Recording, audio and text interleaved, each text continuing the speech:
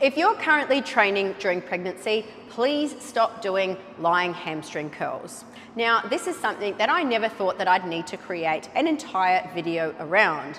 Yes, I know that I've touched on it in other videos, but since my post recently about seated hamstring curls during pregnancy, I've actually had people asking my thoughts on lying hamstring curls during pregnancy. Now, they're referencing a video on social media of a pregnant fitfluencer who appears to be coached by an extremely well-known industry leader. This is on her page, by the way.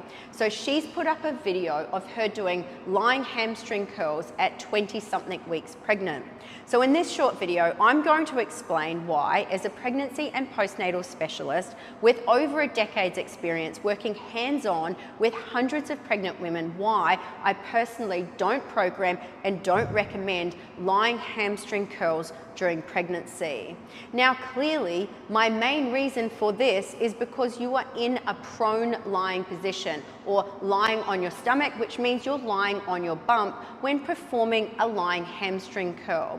Not only that, but a lot of the time when you're doing a lying hamstring curl, due to the position of the machine, the weight you're lifting, getting the movement technically correct, you're going to be driving your pelvis into the bench as you go through the movement, meaning that you're placing even more pressure on your bump, which places more pressure on your uterus, right?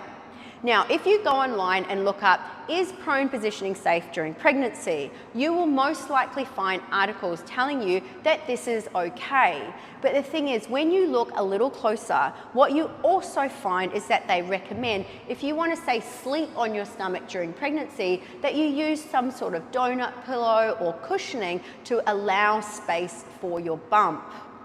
Then you have things like massage therapists, physiotherapists, or other allied health services. They will have specific blocks or cushions that have space for a pregnant bump that allow pregnant women to still get treated while lying on their stomachs or on their bumps.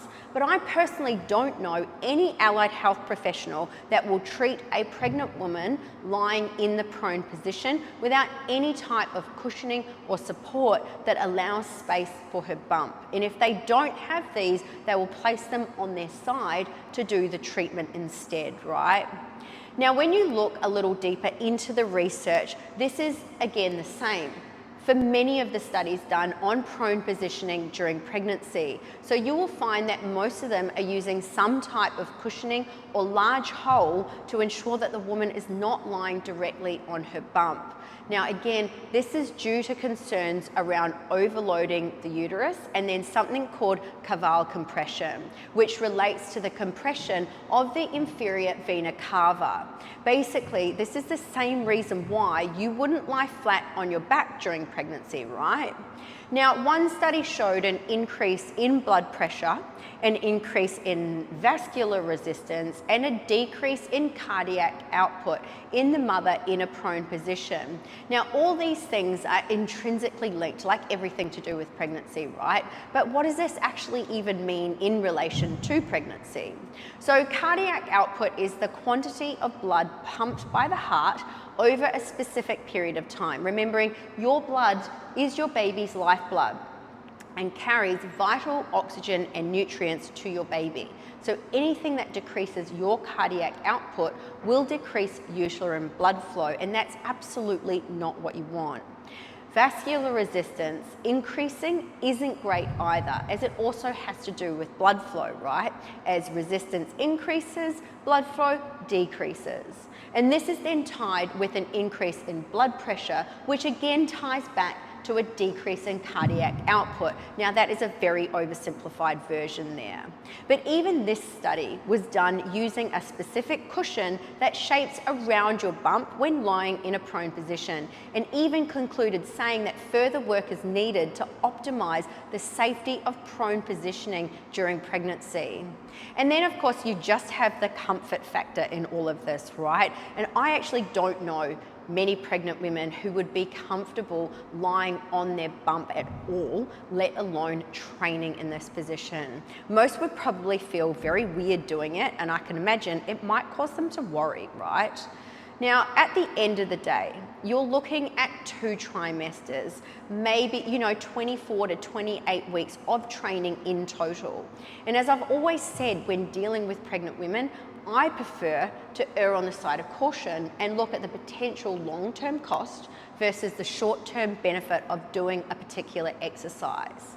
And when you look at the alternatives, like my example earlier in the week, and using, say, a seated hamstring curl instead, you can perform this exercise in a unilateral and bilateral way. And when it comes to doing single leg hamstring work, you can also do, say, a single leg standing hamstring curl. So my question to you is this: why, when you have a number of alternatives that, in my eyes, are much safer options that still allow you to target your hamstrings in very, very similar ways, would you even put yourself on a lying hamstring curl during pregnancy? Personally, after working with pregnant and postnatal women for more than a decade now, and having seen how impactful exercise selection can be, both positively and negatively, and of course, when I say negatively, I wasn't the one that was programming for them, I just know what I would be choosing, right? So that's it from me today. I hope this video helped. And of course, if you'd like more in-depth pregnancy-specific content, feel free to apply to my complimentary but private community, the Preggy Training Crew. The link is in my bio.